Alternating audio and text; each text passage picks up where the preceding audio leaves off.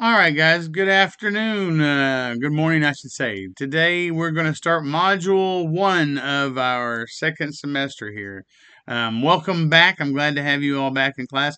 I hope you're able to make it to the live sessions. If not, you know that these are going to be posted. I'm on your homeroom page. This is what it should look like. This is your schedule, so you'll know when 7th grade and 8th grade are supposed to be coming to class for our first meetings of the day and for our second meeting of the week and for our second meetings of the week. On the first meetings like today, we will be going over your module, and then on the second meeting of the week, we will be going, or of the um, week, we'll be actually making the artwork.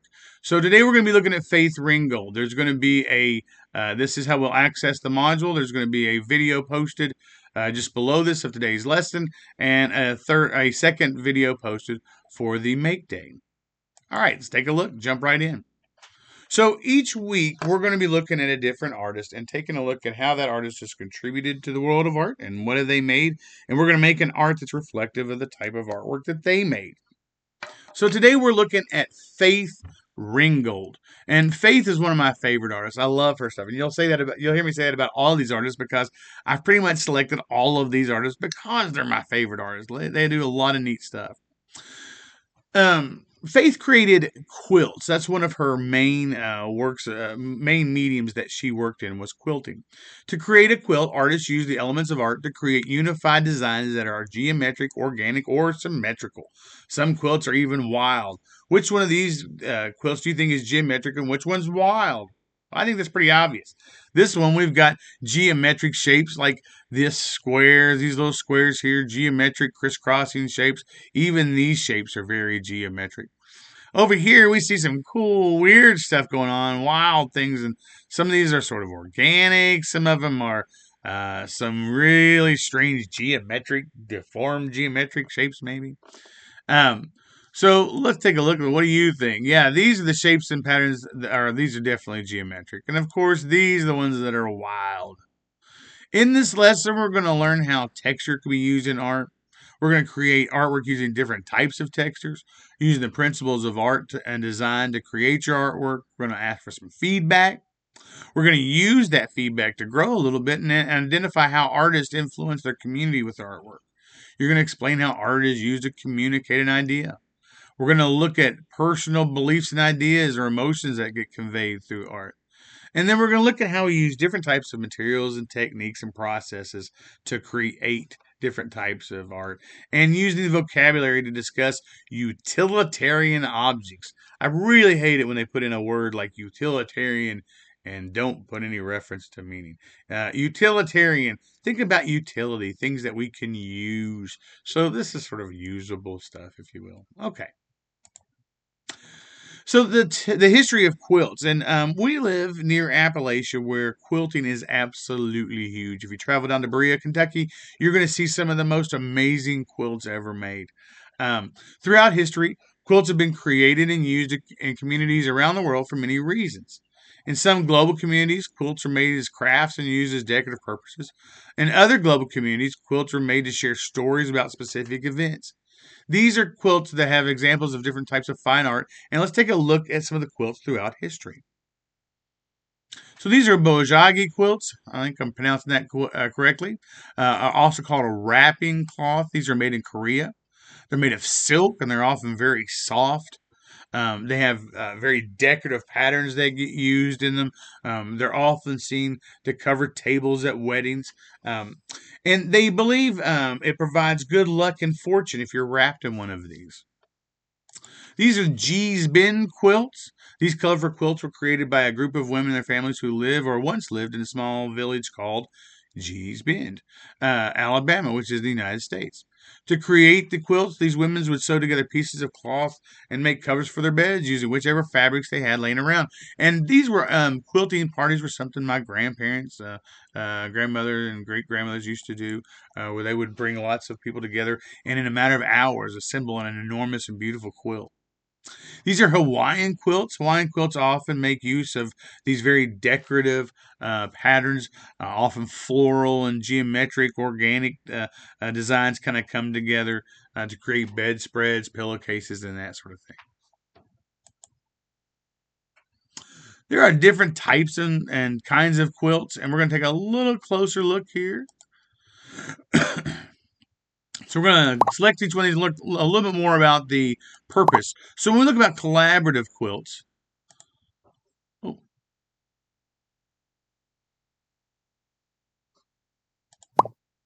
we're going to look at quilts like these, where again, people have used the fabric they have laying around.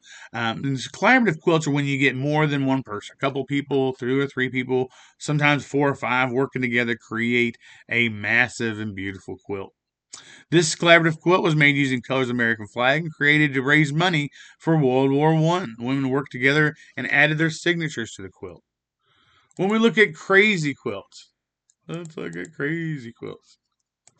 Well, let me look at crazy quilts. Let's go back, start over. Crazy quilts. There we go.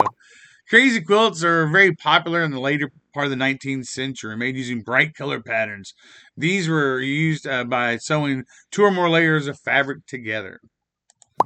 Narrative quilts. This is where we look at what Faith Ringgold did. Narrative quilts tell a story by arranging objects and subjects in a way together that they complete this story. The story is often told as each block kind of moves across, sort of like hieroglyphics were used to tell stories and as writing.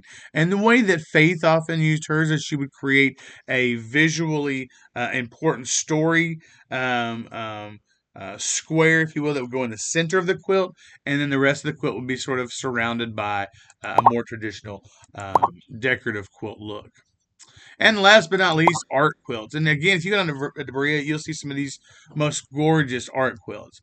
Unlike any other, or many of the other kinds of quilts, an art quilt is not meant to be used for decorative purposes like blankets or pillowcases. Instead, quilts are for hanging in art galleries and considered a fine art. So, what's your story?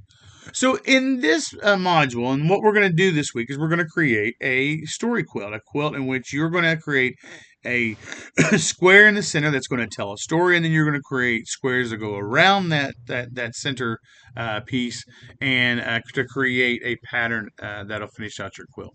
Before artists create artwork to tell stories, they first brainstorm the elements they need to include to be included in their successful story as they tell that to the viewers. So let's start brainstorming together. How could you tell a story about your own environment, culture, or community? When you think about your environment, culture, community, what are the first things that come to mind? These are the important elements that artists like you need to include in a narrative quilt to tell a story. So maybe you might tell a story of global warming and how we can stop global warming. You might have different images about the impacts of global warming.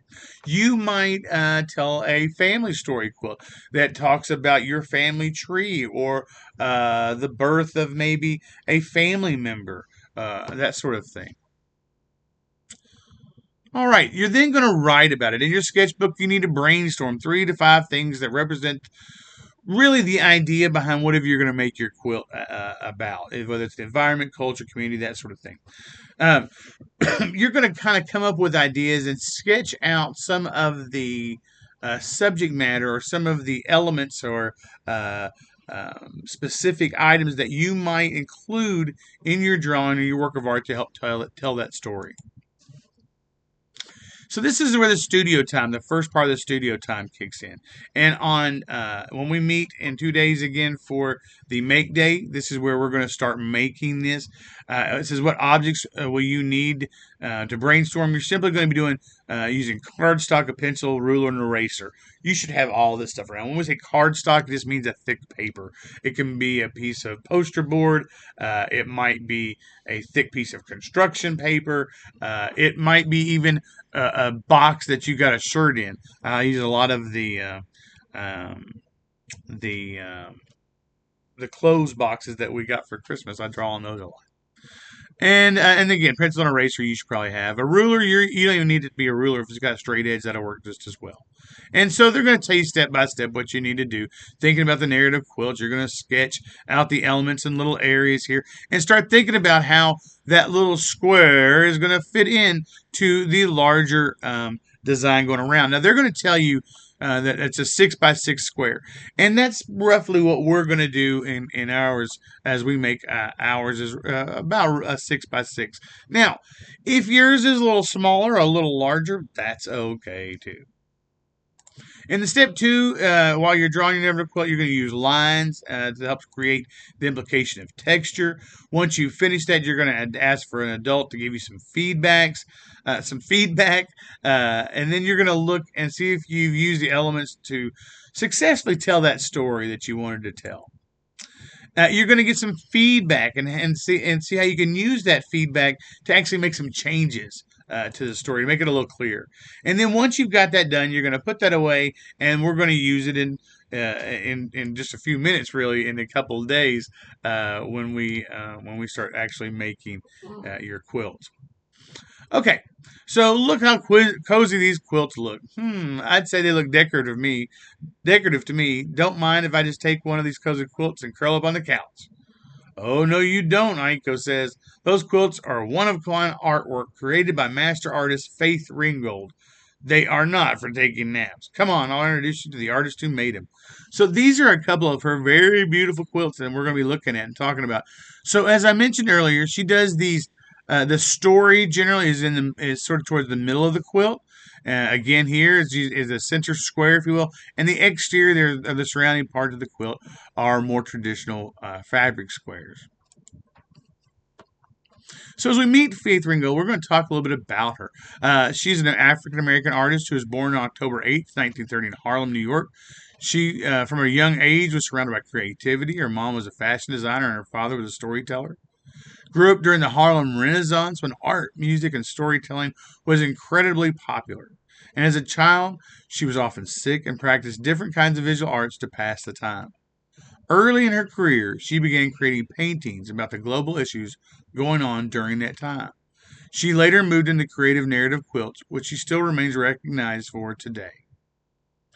Tar Beach is this one you see in the background. That's one of her very most popular and most famous works of art. When we talk about the Harlem Renaissance, it's important to understand that this was a period just after World War II, where many African Americans chose Harlem to make their new home in. And Harlem was this area outside of New York, just outside New York City. And this shifted the type of art and music that was created there. In music, you had people like Duke Ellington. We had artists like Marvin Johnson.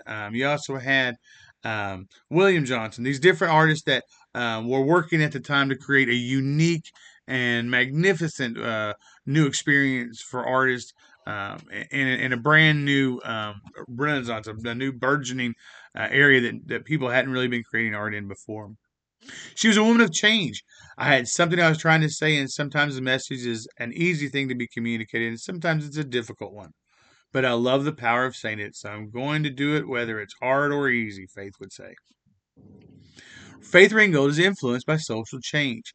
She is aware of changes within her community and is not afraid to create artworks about what she sees. Ringgold's artistic goal is to bring attention to the increasing rights of women. She also has works that are created by African American female artists displayed in museums and galleries around the world. Think of a message that you could share about your community through artwork, and how would you retell your side of that story? That's another one of those things that you can think about that might influence the actual story that you're going to tell through your quilt. So we look at what influenced Faith. Well, it all started with a trip. Faith Ringgold's artwork changed drastically after traveling to Europe in the 1970s. While there, she visited a museum that I'm not even going to try to pronounce, where she became inspired by the museum's collection of Tibetan thangka. And so once Ringgold returned back to Harlem, and let's take a look here so you understand what that is. That's a painting on fabric. Sometimes we often think about batiks as being a traditional way to create art on fabric. The thangka is what the Tibetans used. Once Ringgold returned back to Harlem, she began incorporating similar elements in her own artwork. She began to use more fabric in her artwork and started creating cloth dolls as soft sculptures. This used the fabric of her art made eventually sort of make it into her quilts. All right. Living in Harlem during the Harlem Renaissance influenced many artists to share their personal stories and experiences of others through their artwork. Let's take a closer look at how Faith Ringgold and an artist named Jacob Lawrence captured their own stories and the stories of others through their artwork. Retelling Ringgold's story. Ringgold often included text and portraits of American women to share her perspective of what was going on in her own community.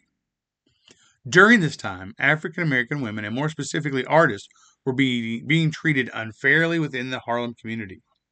The soft texture of this narrative quilt contrasts the serious story being retold by Ringgold. So this will be the second part of our studio time. So we will have brainstormed the idea for what we're going to create in our drawing. We will have refined that. We've gotten some feedback. We're actually going to draw the piece of the work of art, and then we're going to start adding color to it. And this, again, we're going to be creating in class in 2 days, but if you want to go ahead and get started on it so you'll have those pieces to bring to the class on Make Day, it'll make it a little easier and a little quicker for you. So this is what your sketchbook might look like by now after completing this project. You're going to have a page where you've got sort of a line drawn in black and white, if you will, and then you're going to add color to that. What you're going to need, watercolor pencils. You probably don't have those. Regular color pencils, crayons, or anything are fine for adding that color.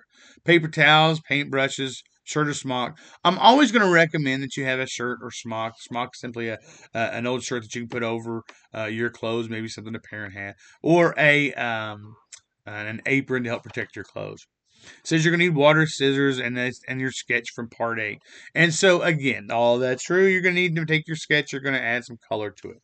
And so these are the step-by-step instructions for using the scissors to cut out that 6x6 piece that you had and start adding color to it using those watercolor pencils if you have them, or crayons, or as we discussed earlier, a little dab of a little cap full of water, like a water bottle cap, with a few drops of food coloring, creates a nice little watercolor you can use if you don't have anything else. All right, once you finish blending the colors, you're going to again ask for feedback. You're then going to take at least one of those areas of feedback and implement it, which means you're going to change the artwork a little bit to reflect what the constructive criticisms someone may have given you to finish that. Then you're going to set that aside, and we're going to work on finishing it here at the very end. So spreading inspiration. Ringgold's courage to raise awareness about social changes inspired many young artists around the world. Each of these quilts was inspired by Ringgold and created by artists like you. Which materials do you think were created to create these quilts? So this is River of Life by Ron Cogswell. This is Flow into and Energize. This is Art Like Streams That, and Napersville Friends and Family.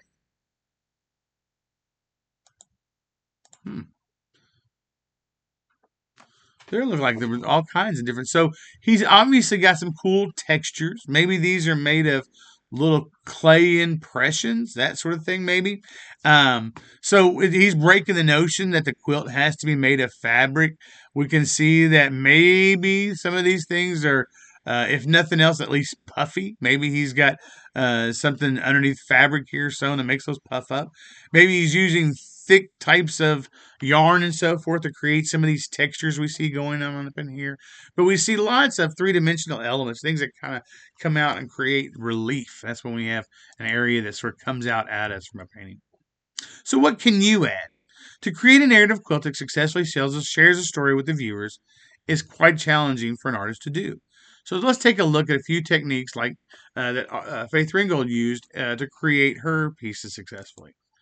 First of all is the addition of color. Think about how you're going to use and add color. How can you use color to create a particular emotion? We think about how blues might make you sad, or reds might be exciting, or convey anger. Oranges might be bright and happy type of things. Think about those, how you can use color.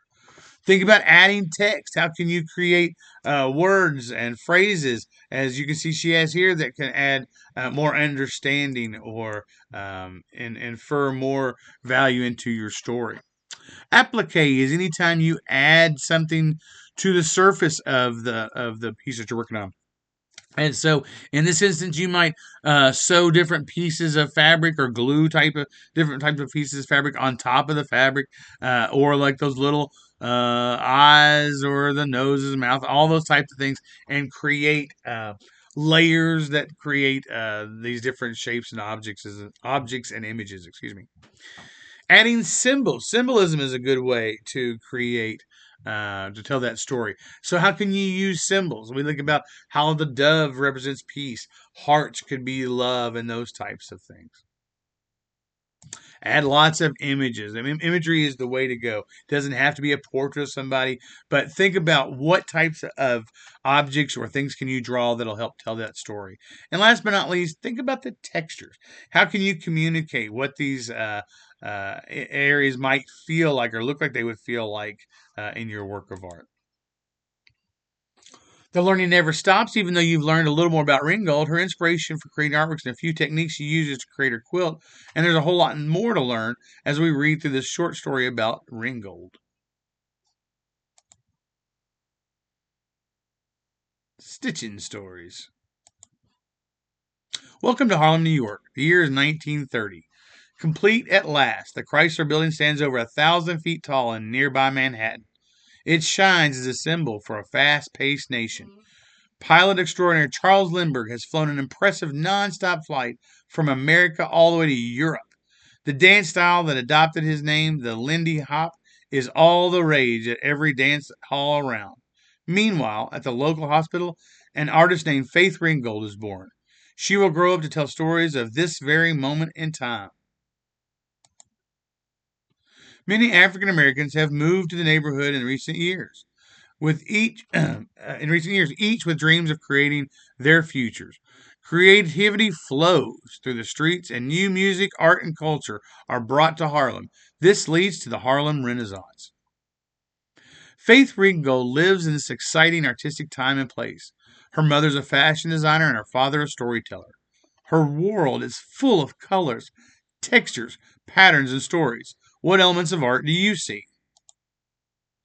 Faith's home inspires her along with her sights and sounds of the Harlem Renaissance. Jazz, music, visual art, poetry, and more spark her imagination. And you should recognize that during the Harlem Renaissance, it wasn't just about art. We had this big burgeoning explosion in African American music and literature, lots of not just stories, but poetry being created.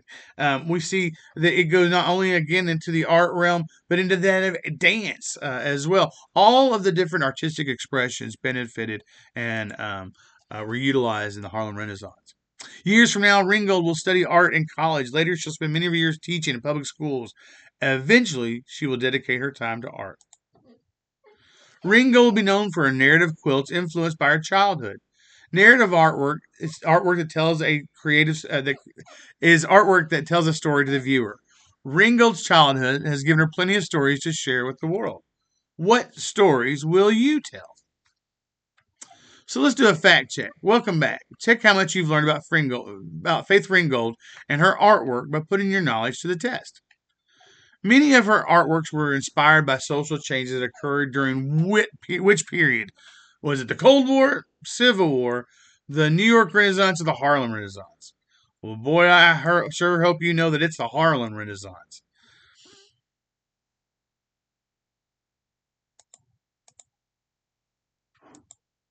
All right, next. Can we go to the next one? Thank you. Second one, Ringgold is best known for creating what? Is it narrative collages? Not really. But honestly, a quilt is sort of a collage. Narrative sculptures? No. Narrative quilts? Of course. Narrative paintings? Well, actually, yes, she did some narrative paintings, but it's narrative quilts that she's known best for. Last but not least, Ringgold's best known for creating. Well, that we just did that one. Here we go. Now, at least but not least, before becoming a professional artist, what did Faith Ringgold work as? Was she a veterinarian, teacher, doctor, or lawyer? What is it? Do you know? Shout it out. Teacher, of course. Yes, teacher. She was a teacher. All right.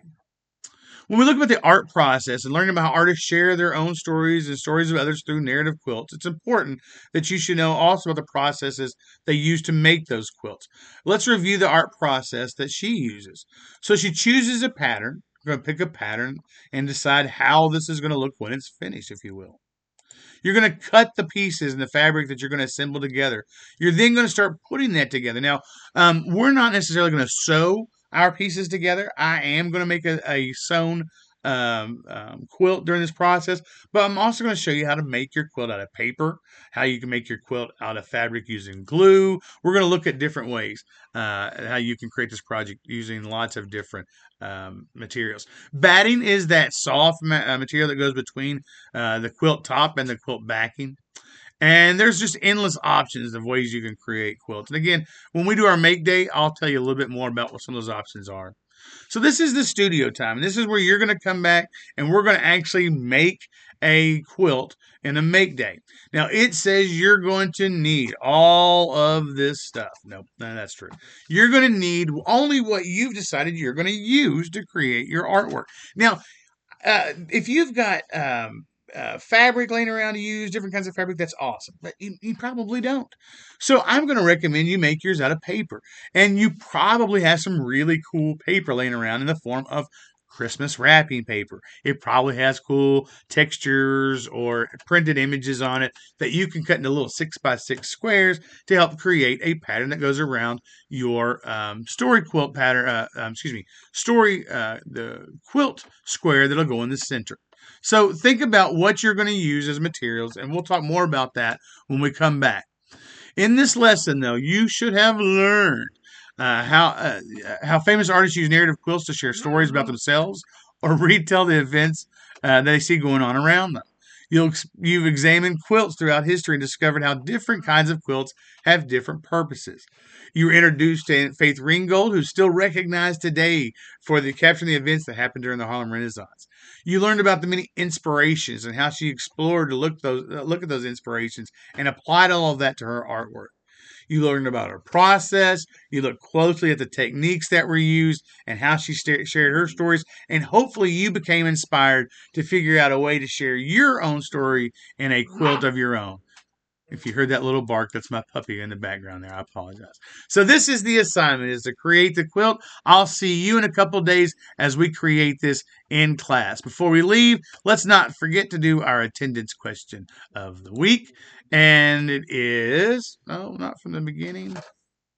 Try that again. Oreo, quit barking, please. All right. Today's answer is Sir Lawrence Alma Tadema.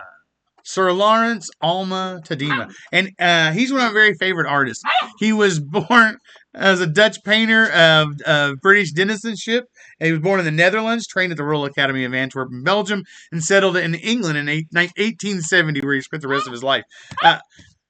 Oreo, hush. He does a lot of my favorite works. I've actually done a recreation of this very painting.